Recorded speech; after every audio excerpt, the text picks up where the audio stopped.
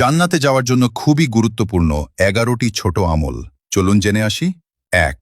প্রত্যেক অজুর পর কালেমা শাহাদত পাঠ করুন। আশহাদু আল্লাহ ইলাহা ইল্লাল্লাহু ওয়াহদাহু লা শারীকা লাহ ওয়া আশহাদু আন্না মুহাম্মাদান আবদুহু ওয়া রাসূলুহু। এতে জান্নাতের 8টি দরজার যে কোনো দরজা দিয়ে প্রবেশ করতে পারবেন। সহিহ মুসলিম 234। ২. প্রত্যেক ফরজ সোলাত শেষে আয়াতুল কুরসি পাঠ করুন। এতে মৃত্যুর সাথে সাথে জান্নাতে যেতে পারবেন।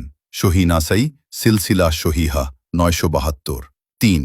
প্রত্যেক ফরজ সোলাত শেষে 33 বার সুবহানাল্লাহ, 33 বার আলহামদুলিল্লাহ, 33 বার আল্লাহু আকবার এবং 1 বার লা ইলাহা ইল্লাল্লাহু ওয়াহদাহু লা শারীকা লাহু লাহুল মুনকু ওয়া লাহুল হামদু ওয়া হুয়া আলা কুল্লি শাইইন কাদির পাঠ করুন। এতে আপনার অতীতের সব পাপ ক্ষমা হয়ে যাবে। সহিহ মুসলিম 1228। ৪. প্রতি রাতে সূরা মুলক পাঠ করুন। এতে কবরের শাস্তি থেকে মুক্তি পেয়ে যাবেন। সহিহ নাসাই সহিহ তারগিব হাকিম 3839 সিলসিলা সহিহা 1140। ৫. রসূল সাল্লাল্লাহু আলাইহি সাল্লামের উপর সকালে 10 বার ও সন্ধ্যায় 10 বার দরুদ পড়ুন। এতে আপনি নিশ্চিত রসূল সাল্লাল্লাহু আলাইহি ওয়াসাল্লামের সুপারিশ পাবেন। তাবরানী সহিহ তারগিব 656। ৬. সকালে 100 বার ও বিকালে 100 বার সুবহানাল্লাহিল আজিম ওয়া বিহামদিহি পড়লে সৃষ্টিকুলের সমস্ত মানুষ থেকে বেশি মর্যাদা দেওয়া হবে। সহিহ আবু দাউদ 5091।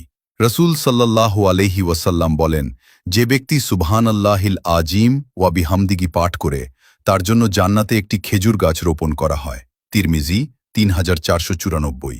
৭. সকালে 100 বার ও সন্ধ্যায় 100 বার সুবহানাল্লাহি ওয়া বিহামদিহি পাঠ করলে কিয়ামতের দিন তার চেয়ে বেশি সওয়াব আর কারো হবে না। সহিহ মুসলিম 2692। ৮.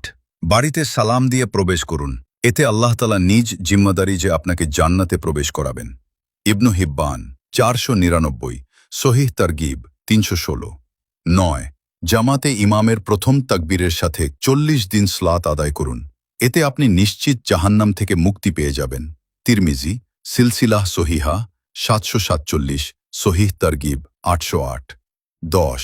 প্রতি মাসের আয়ের একটা অংশ এতিমখানা বা মসজিদ মাদ্রাসা বা গরিব দুঃখী বিধবা ও দুস্থদের মাঝে দান করবেন।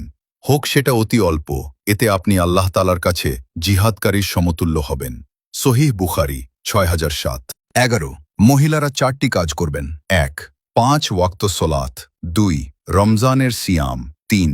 লজ্জাস্থানের হেফাজত। ৪. স্বামীর আনুগত্য করুন। এতে জান্নাতের যে কোনো দরজা দিয়ে প্রবেশ করতে পারবেন। সহিহ ইবনু হিব্বান 4163। ভিডিওটি ভালো লাগলে শেয়ার করে দিয়ে অন্যজনকে দেখার সুযোগ করে দিবেন।